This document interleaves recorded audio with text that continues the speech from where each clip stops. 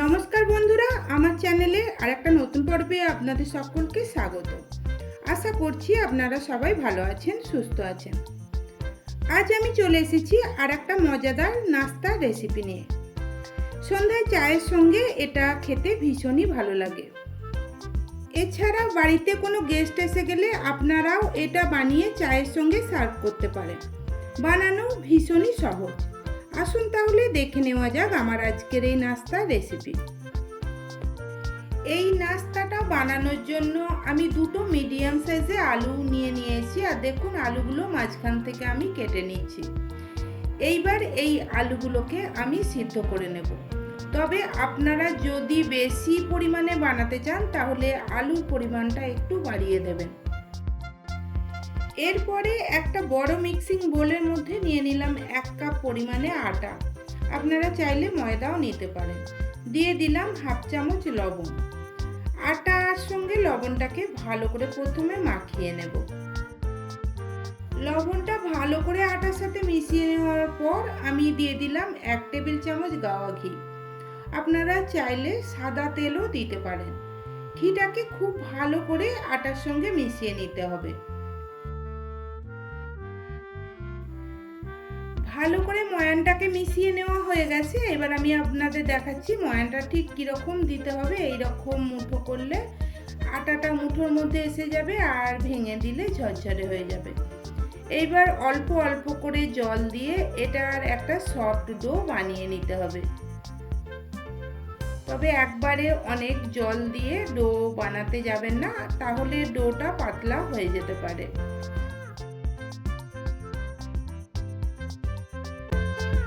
আটা মাখা হয়ে গেছে, দেখুন এই রকম একটা সফট ডো আমি বানিয়ে নিয়েছি।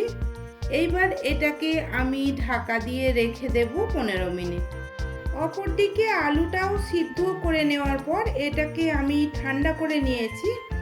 এইবার আলুর খোসাগুলোকে ছাড়িয়ে নেব।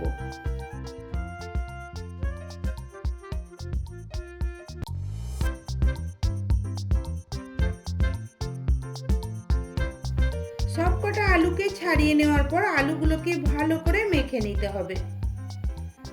আলু মেখে নেওয়া হয়ে গেছে। এবার 1/2 ইঞ্চ মতো আদাকে আমি গ্রেট করে আলুর মধ্যে দিয়ে দেব।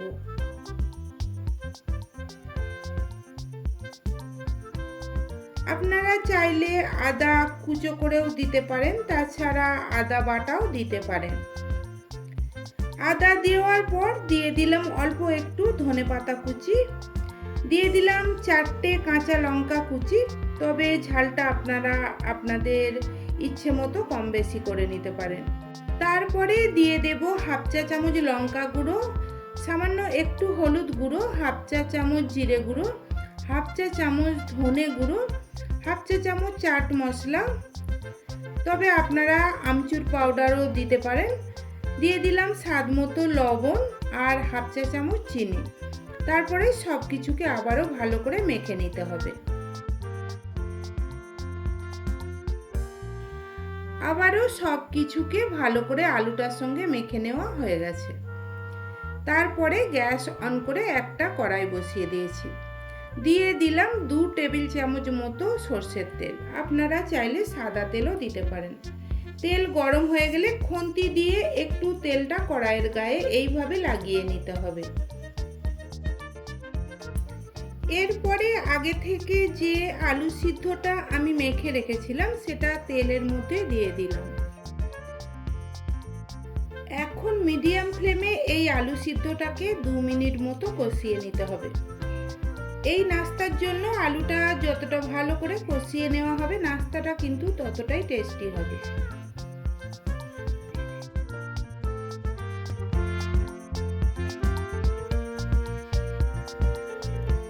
আলুটা কষানো হয়ে গেছে, এটাকে আমি একটা আলাদা প্লেটে নামিয়ে নিলাম। অপরদিকে আটাটাও 15 মিনিট রাখার পর এটাকে আমি আরেকবার ভালো করে মেখে নেব। তারপরে এই আটাটা থেকে রুটির মতো মাঝারি সাইজের লেচি কেটে নেব।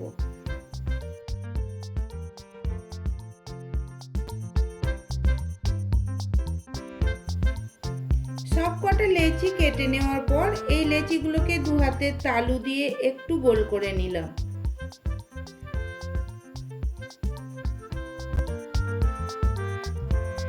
এইবার একটা বেলুন চাকি নিয়ে নিয়েছি আর এর মধ্যে একটু তেল লাগিয়ে নিলাম যাতে রুটিটা বেলবার সময় চাকিতে আটকে না যায়। একটা লেচি নিয়ে আমি রুটির মতো করে বেলে নেব। খুব বেশি মোটা করে বেলার প্রয়োজন নেই, ঠিক আমরা যেমন রুটি বেলি ঠিক সেইভাবেই বেলে নিতে হবে।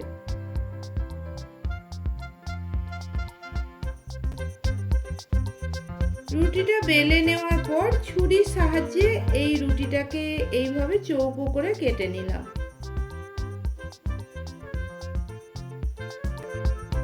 তারপরে এই রুটির অপর প্রান্তটাকে এইভাবে ঠিক আমি যেইভাবে কাটছি এইভাবে কেটে নিতে হবে। এইবার অল্প একটু আলুর পুর আমি নিয়ে রুটির উপরে এইভাবে রেখে দিলাম। তারপরে রুটির প্রান্তটা ধরে আমি এইভাবে ফোল্ড দিয়ে নিলাম আর একটু চেপে মুখটাকে ভালো করে বন্ধ করে দিলাম। এইবার রুটির যে বাকি অংশটা আছে সেই অংশটাতে আমি একটু জল লাগিয়ে নেব।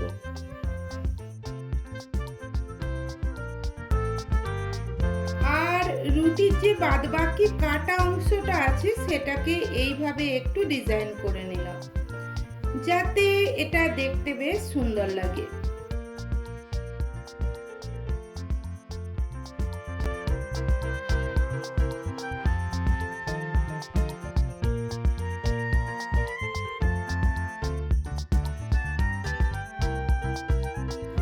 একটা বানানো হয়ে গেছে, আমি আরেকটা বানিয়ে আপনাদের দেখাচ্ছি। বন্ধুরা, অনেক সময় কি হয় বিকেল হলেই কিছু মুখরোচক খেতে ইচ্ছে যায়, কিন্তু কি খাওয়া যায় সেটা আমরা ভেবে পাই না। আশা করছি আপনাদেরও এটা মনে হয়। তবে এইভাবে এই নাস্তাটা একবার বানিয়ে চায়ের সঙ্গে খেয়ে দেখবেন, ভীষণই টেস্টি হয়। আশা করছি আপনাদেরও ভালো লাগবে। আর যেসব বন্ধুরা আমার চ্যানেলকে সাবস্ক্রাইব করেছেন তাদের অনেক অনেক ধন্যবাদ। যারা এখনও সাবস্ক্রাইব করেননি তারা প্লিজ সাবস্ক্রাইব করে দিয়ে আমার পাশে থাকবেন।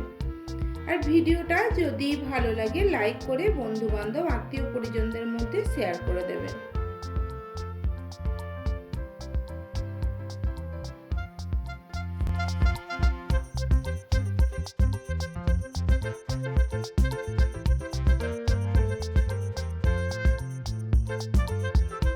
আর একটাও বানানো হয়ে গেছে, এইভাবে আমি বাকিগুলোকেও বানিয়ে নেব। এরপরে এই নাস্তাগুলোকে আমি ভেজে নেব। তার জন্য গ্যাস অন করে কড়াই বসিয়ে কড়াইয়ে দিয়ে দিলাম সাদা তেল। তেলটা খুব ভালোভাবে গরম হয়ে গেলে গ্যাসের ফ্লেমটাকে একেবারে লো করে দিয়ে কিছু নাস্তা আমি তেলের মধ্যে দিয়ে দিলাম।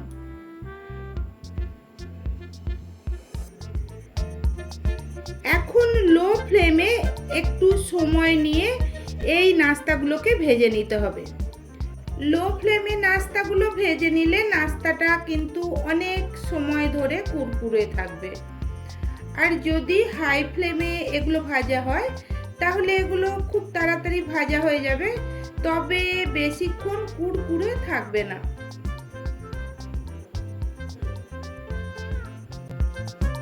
আমার একটা ব্যাচের নাস্তা ভাজা হয়ে গেছে আর আমি এইভাবে বাকি নাস্তাগুলো ভেজে নেব।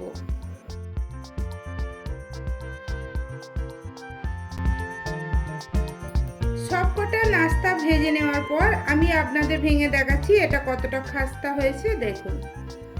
আর এটা আমি সার্ভ করেছি তেঁতুলের চাটনির সাথে, আপনারা চাইলে টমেটো সসের সাথেও খেতে পারেন।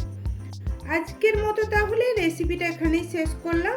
আপনারা সবাই ভালো থাকবেন, সুস্থ থাকবেন। ধন্যবাদ।